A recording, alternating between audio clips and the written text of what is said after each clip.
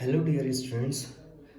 ये जो सवाल है ये क्लास 9 की किताब साइंस चैप्टर फर्स्ट केमिस्ट्री और ये सवाल है पहला question number 1 page number 6। Question 1 जो कि किताब में से आप देख सकते हैं और इसमें लिखा है कि the mass per unit volume of a substance is called density.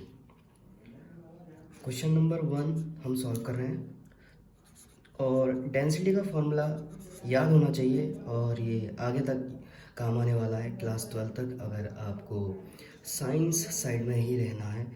तो डेंसिटी मास अपॉन वॉल्यूम ये फॉर्मूला होता है। इसका मतलब ये हो गया कि डेंसिटी जो है वो इस न्यूमरेटर के कोई भी चीज़ अगर इस तरीके से लिखी होती है तो तुम समझ जाना कि डायरेक्टली प्रोपोर्शनल किसका है और इन्वर्सली प्रोपोर्शनल किसका है।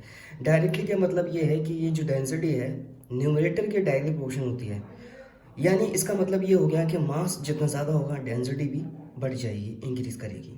इस तरीके से डिनोमिनेटर में अगर मैं यहाँ देखूँ वॉल्यूम जो कि डिनोमिनेटर में है तो डेंसिटी जो है इन्वर्सली प्रोपोर्शनल हो जाएगी वॉल्यूम के।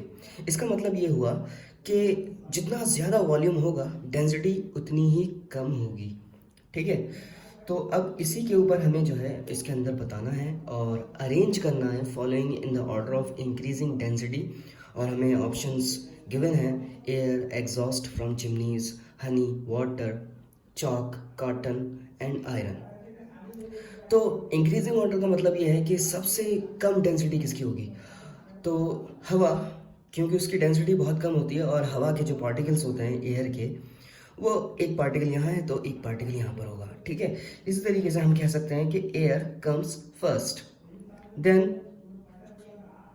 अब एग्जॉस्ट चिमनी का पहले आना चाहिए या फिर कॉटन का आना चाहिए। अब cotton is a kind of solid, ठीक है, हालांकि उसके अंदर बहुत सारे पोर्स होते हैं और वो एयर को ट्रैप कर लेता है और उसका वॉल्यूम काफ़ी ज़्यादा हो जाता है।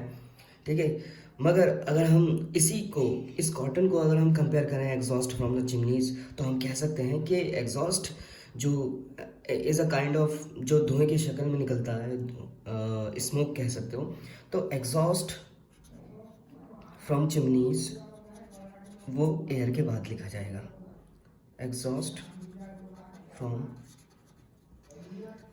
चिमनी।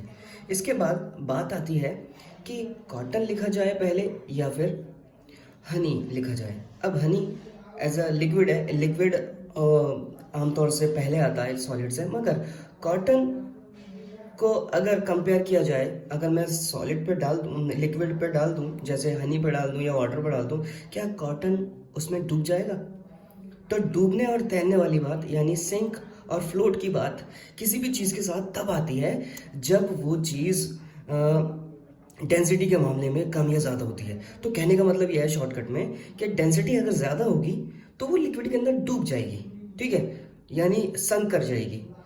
और अगर डेंसिटी कम होगी तो वो उसके ऊपर फ्लोट करने लगेगी, उस लिक्विड के ऊपर, लाइक वाटर और हनी। तो इसका मतलब ये हो गया कि कॉटन इन दोनों से पहले आना चाहिए। ठीक है, इसके बाद हनी और वाटर में कंपेयर किया जाए तो हनी की डेंसिटी, जैसे अब दो लिक्विड में कंपेरिजन करना है तो सबसे पहली बात मतलब आसान सी बात यह है कि दोनों को फ्लो करवा के देखो। तो जो ज़्यादा आसानी से बिना किसी रेस्ट्रिक्शन के फ्लो कर जाता है under the action of gravity higher region to lower region, तो इसका मतलब यह है कि जो ज़्यादा आसानी से फ्लो कर जाए इसका मतलब उसकी डेंसिटी में फ़र्क है। यानी वाटर और हनी की बात की जाए तो वाटर ज़्यादा आसानी से फ्लो करेगा, ठीक है, तो इसका मतलब उसकी डेंसिटी कम होगी। और दूसरी बात यह है कि डेंसिटी दोनों को एक साथ रखा जाए किसी जार में तो हनी जो है वो संक कर जाएगा, वाटर के नीचे आएगा और वाटर ऊपर आ जाएगा। ठीक है, इस तरीके से भी आप उसको चेक कर सकते हैं। इसके बाद ऑब्वियस ही बात है, इसके बाद हनी आना चाहिए लिक्विड में। अब बात आती है चॉक और आयरन में। ठीक है, तो चॉक और आयरन में दोनों ही सॉलिड हैं हालांकि, तो इन दोनों में अगर बात करूं मैं तो चॉक जो है आयरन के मुकाबले में इसकी डेंसिटी कम होगी। क्यों?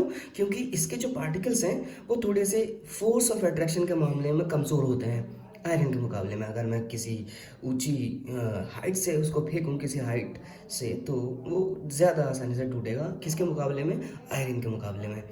तो ये इस बात को बताता है कि इसके जो पार्टिकल हैं, यानी एक पर्टिकुलर यूनिट में देखूँ, ये चॉक के पार्टिकल हैं और ये आयरन के पार्टिकल कुछ ज़्यादा ही करीब होंगे।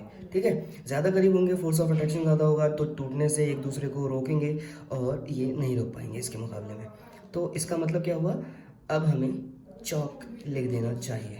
और फाइनली इसके बाद आयरन आएगा जिसकी डेंसिटी इन सब में सबसे ज़्यादा होगी। तो ये सवाल था क्वेश्चन नंबर 1। ठीक है, अब हम क्वेश्चन नंबर 2 देखेंगे।